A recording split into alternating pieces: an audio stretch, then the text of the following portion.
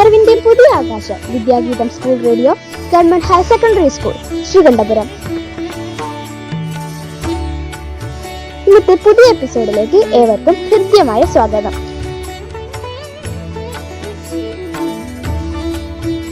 ഇന്ന് നിങ്ങളുടെ കൂടെ ഞാൻ ശ്വേത പി കെ. ഞാൻ ദേവിക പ്രകാശ്.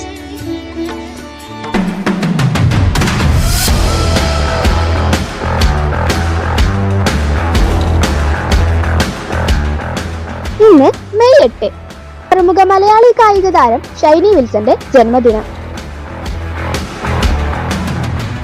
1965 മെയ് 8 കേരളത്തിലെ ഇടുക്കി ജില്ലയിലെ തൊടുപുഴ ഗ്രാമത്തിലാണ് ഷൈനി വിൽസൺ ജനിച്ചത്.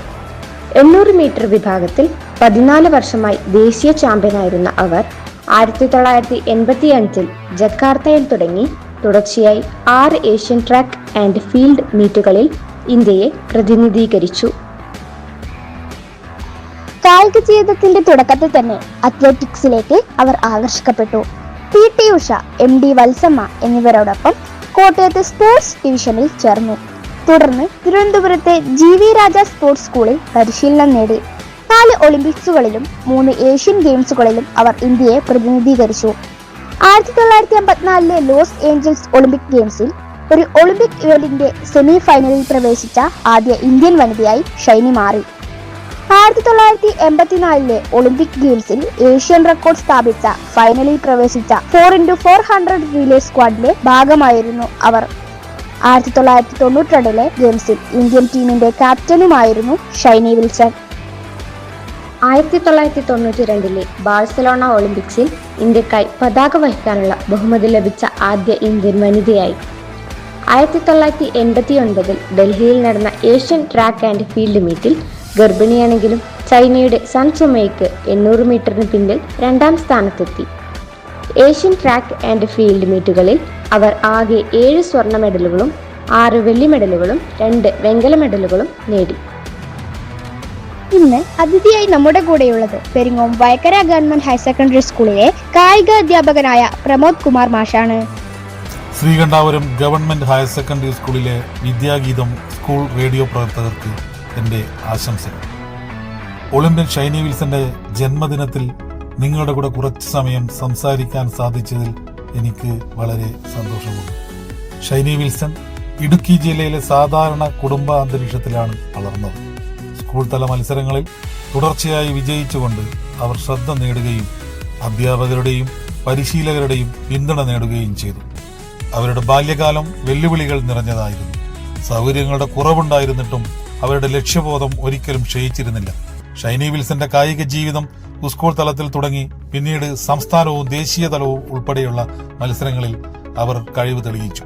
400 മീറ്ററും 800 മീറ്ററുമായിരുന്നു അവരുടെ പ്രധാന ഇനങ്ങൾ.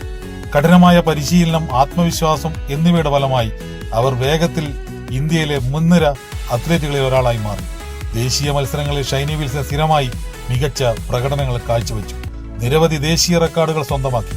ഇന്ത്യൻ അത്ലറ്റിക്സിൽ വനിതകൾക്ക് വലിയ സ്വാധീനം ചെലുത്തിയ താരമാണ് അവർ. ഷൈനി വിൽസൺ ഇന്ത്യയെ പ്രതിനിധീകരിച്ച് നിരവധി അന്താരാഷ്ട്ര മത്സരങ്ങളിൽ പങ്കെടുത്തു. 1985 ഏഷ്യൻ അത്ലറ്റിക്സ് ചാമ്പ്യൻഷിപ്പിൽ അവർ നേടിയ സ്വർണവും വെള്ളിയും ഇന്ത്യൻ കായിക രംഗത്തിന്റെ അഭിമാന നേട്ടങ്ങളാണ്.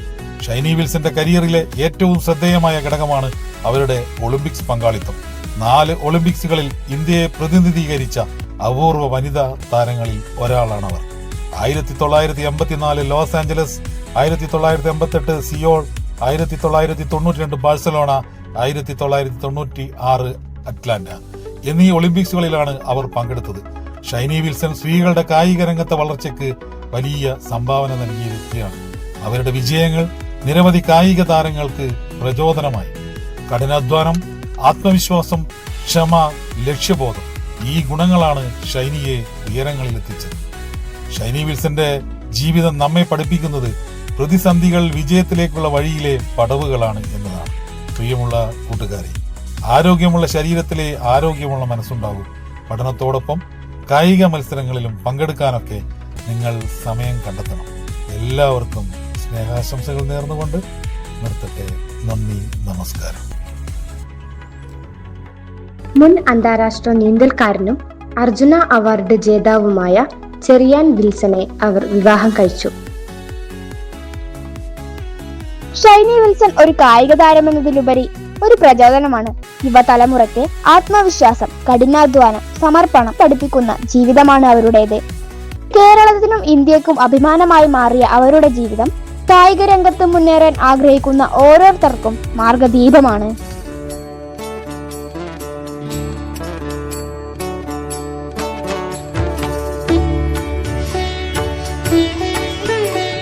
ഇതോടെ ഇന്നത്തെ എപ്പിസോഡ് ഇവിടെ പൂർണ്ണമാവുകയാണ്. ശബ്ദ സംയോജനം, നിർവഹണം രാജീവ് MK. കൂടുതൽ അറിവുകളും വിശേഷങ്ങളുമായി ഞങ്ങൾ വീണ്ടും എത്തും. അതുവരെ വിദ്യാഗീതത്തിന്റെ പ്രിയ ശ്രോതാക്കളെ, നിങ്ങൾക്ക് നന്ദി, നമസ്കാരം.